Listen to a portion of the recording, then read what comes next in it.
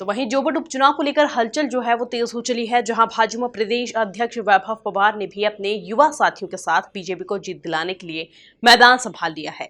वहीं MP news के साथ एक्सक्लूसिव बातचीत करते हुए वैभव पवार ने उपचुनाव में युवाओं की अहम भूमिका बताते हुए बीजेपी की प्रचंड जीत का दावा ठोका। जोबट उपचुनाव को लेकर सियासी संग्राम अब चरम पर है। किसी भी चुनाव में रणनीतिकारों की भूमिका महत्वपूर्ण रहती है, लेकिन उसके साथ में युवा भी अपनी एक महती भूमिका निभाते हैं। उपचुनाव में भारतीय जनता युवा मोर्चा की क्या भूमिका है, इसको लेकर आज हम चर्चा करेंगे। हमारे साथ इस समय मौजूद हैं प्रदेश अध्यक्ष, भारतीय जनता युवा मोर्चा के प्रदेश अध्यक्ष श्री वैभव जी पवार। वैभव जी, जोबट उपचुनाव को लेकर युवाओं की क्या भूमिका रहेगी? भारत देश दुनिया का सबसे युवा आबादी का देश है और मध्य प्रदेश भी उसका अग्रणी राज्य है। यदि हम युवाओं की भूमिका की बात करें तो सबसे अधिक इस चुनाव में युवाओं की भूमिका रहने वाली है और युवा मोर्चा उसमें अपनी बड़ी भूमिका का निर्वहन कर भी रहा है। हम लोग हमारी जोबट विधानसभा के जो 7 मंडल हैं और 7 मंडल के नीचे हमारी जितनी संरचनाएं हैं, ग्राम केंद्र और ग्राम केंद्र के नीचे बूथ, यदि अभी वर्तमान में नीचे तक काम करने की बात करें तो सबसे अधिक बूथ पे काम करने वाला युवा ही है।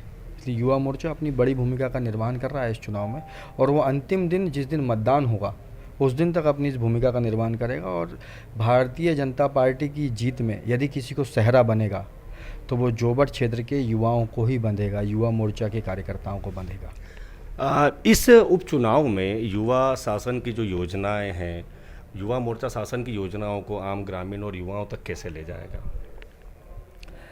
भारतीय जनता पार्टी वह राजनीतिक दल है जिसने सबसे अधिक, यदि हम बात करें तो सबसे अधिक दलित हों या फिर वनवासी हमारे आदिवासी भाई हों, सबसे अधिक उनके लिए काम करने का प्रयास भारतीय जनता पार्टी की सरकारों ने किया। लंबे समय इस देश में अन्य राजनीतिक दलों का भी शासन और प्रशासन रहा, लेकिन उनने जितनी चिंता की उससे कई गुना अधिक भारतीय जनता पार्टी के शासनकाल में चिंता हुई। यदि स्कूल कॉलेजेस की बात करें तो 2003 के बाद से जब से मध्य प्रदेश में भारतीय जनता पार्टी की सरकार बनी है, सबसे अधिक school colleges Bharatiya Janata party के प्रशासन में पूरे मध्य प्रदेश में खुले हैं। युवाओं को पढ़ने के अवसर प्राप्त हुए हैं। साथ ही साथ युवाओं के लिए अब ऐसे युवा जो पढ़ने लिखने में बहुत होशियार हैं, बहुत टैलेंटेड हैं, लेकिन उनके पास अवसर नहीं है या उनकी आर्थिक स्थिति इतनी अच्छी नहीं है, उनकी फ़ीस की व्यवस्था भी भारतीय जनता पार्टी की सरकार कर रही है। ऐसी अनेकों योजनाएं, चाहे गरीब को मकान देने की बात करें, चाहे उज्ज्वला योजना के माध्यम से गैस सिलेंडर देने की बात करें, केंद्र सरकार की योजना हो, या संबल योजना के माध्यम से गरीब के स्वास्थ्य की चिंता करने की बात करें, आयुष्मान भारत के माध्यम से 5 लाख रुपए की स्वास्थ्य की चिंता करने की बात करें, ऐसी अनेकों योजनाएं। ऐसा मैं पूरे विश्वास के साथ कहता हूँ कि अभी कोरोना काल में जब गरीब लोग राशन की उपलब्धता में समस्या आ रही थी तो देश के प्रधानमंत्री आदरणीय नरेंद्र मोदी जी ने तय किया कि हम गरीब को बिना शुल्क के निःशुल्क राशन प्रदान करेंगे। ये एक अद्भुत योजना है पूरे देश भर में। इसमें पूरे देश भर में 80 करोड़ लोग लाभान्वित हो रहे हैं और मध्य प्रदेश में 4 करोड़ 85 लाख लोगों तक राशन पहुंचाने का काम मध्य प्रदेश की सरकार कर रही है। तो ऐसा कोई भी परिवार नहीं है, चाहे टोले में रहने वाला, चाहे मंजरे में रहने वाला, चाहे ग्रामीण क्षेत्र में रहने वाला, जिसको शासन की योजनाओं का लाभ नहीं मिला है। हर घर में भारतीय जनता पार्टी का हितग्राही है। यदि अभी पूरे मध्य प्रदेश की बात करें तो मध्य प्रदेश में 40 लाख से अधिक कन्यादान योजना के माध्यम से कन्याओं की शादी हुई है पिछले लंबे कालखंड में जो भारतीय जनता पार्टी का शासनकाल रहा। तो इन योजनाओं का बहुत नीचे तक प्रसार है और इस बात को लोग जानते भी हैं कि यदि हमारे लिए किसी ने काम करने का प्रयास किया तो वो भारतीय जनता पार्टी की सरकार ने किया। उन्हीं सारी चीज़ों को लेकर उस आधार पे हम जागृत करने का प्रयास करेंगे और ये काम लगातार भारतीय जनता मोर्चा के हमारे युवा साथी कर भी रहे हैं। ग्राउंड जीरो पर जब भारतीय जनता युवा मोर्चा के कार्यकर्ता जाते हैं तो सबसे पहले ग्रामीणों के समक्ष जब वो जाते हैं तो ग्रामीणों का विरोध, उनका गुस्सा, उनका रोष उन्हें देखने को मिलता है। बढ़ती हुई महंगाई को लेकर, बेरोजगारी को लेकर, जिस तरह से बेरोजगार युवाओं पर जो बर्बरतापूर्वक मारपीट की, ऐसे न जाने कितने वीडियो सोशल मीडिया पर भी आए हैं और कार्यकर्ताओं को उनके गुस्सों का सामना करना पड़ा। इस पर आप क्या कहेंगे? मुझे यहाँ पर चुनाव में तो ऐसी कोई स्थिति दिखाई नहीं दी। और जहाँ तक आप जिन वीडियोस की बात कर रहे हैं, वीडियो किस आधार पे बनते हैं और वीडियो बनाने के तरीके क्या होते हैं, आप मीडिया वाले हैं, आप बहुत बेहतर तरीके से जानते हैं और अच्छे से समझते भी हैं इन सारी बातों को। और भारतीय जनता पार्टी ने रोजगार के अवसर की बात करें तो मध्य प्रदेश वो राज्य है जहाँ 50 लाख से अधिक स्ट्रीट वेंडरों को उनकी आर्थिक स्थिति सुदृढ़ हो सके और वो अपना कुछ रोजगार उपलब्ध करके चालू कर सकें।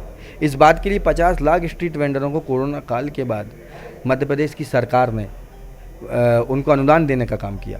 साथ ही साथ अभी बैकलॉग पदों की भर्ती की बात कर रहे हैं। 1 लाख से अधिक बैकलॉग पदों की भर्ती माननीय मुख्यमंत्री जी ने घोषित की है। आने वाले समय में उनकी जल्द ही नियुक्तियां होंगी। यदि मध्य प्रदेश में रोजगार के अवसर की बात करने वाले विपक्षी दल के लोग वो ये बताएं कि 2003 के पहले जब उनका शासन था मध्य प्रदेश में, उसके पहले कितने रोजगार के अवसर थे लोगों के पास। 1995-96 के बाद जिन लोगों ने ग्रेजुएशन और पोस्ट ग्रेजुएशन किया था, लंबे समय मध्य प्रदेश में पीएससी का आयोजन नहीं हुआ। यदि पीएससी का नियमित आयोजित होना प्रारंभ हुई तो वो भारतीय जनता पार्टी के शासनकाल में हुई।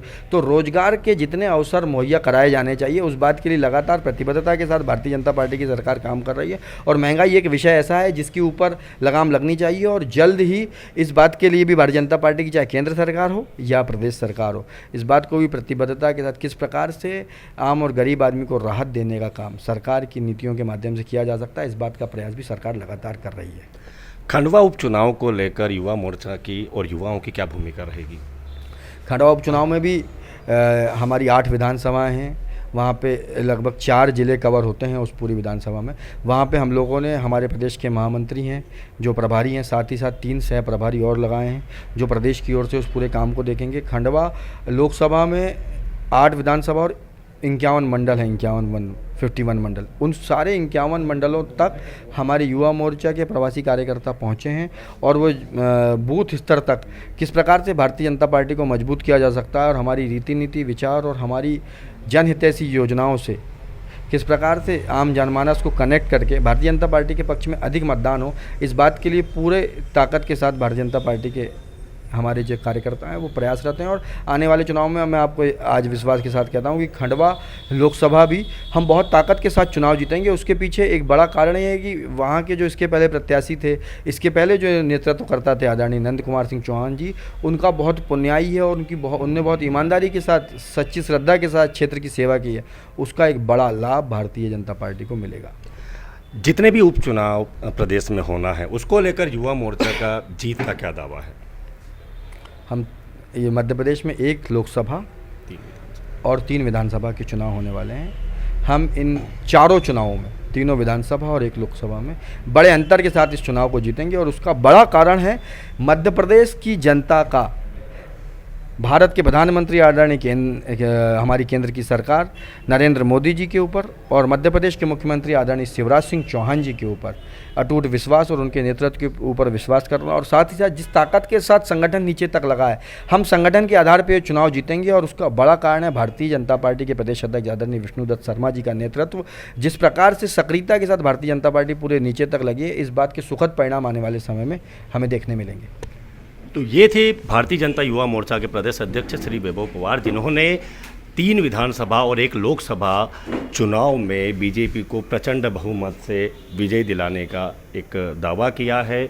और यह भी बताया कि इन पूरे जो भी उपचुनाव हैं, इन उपचुनाव में युवाओं की क्या भूमिका रहेगी। इस समय में आशीष सिंह वाघेला, MP न्यूज़, अलीराजपुर।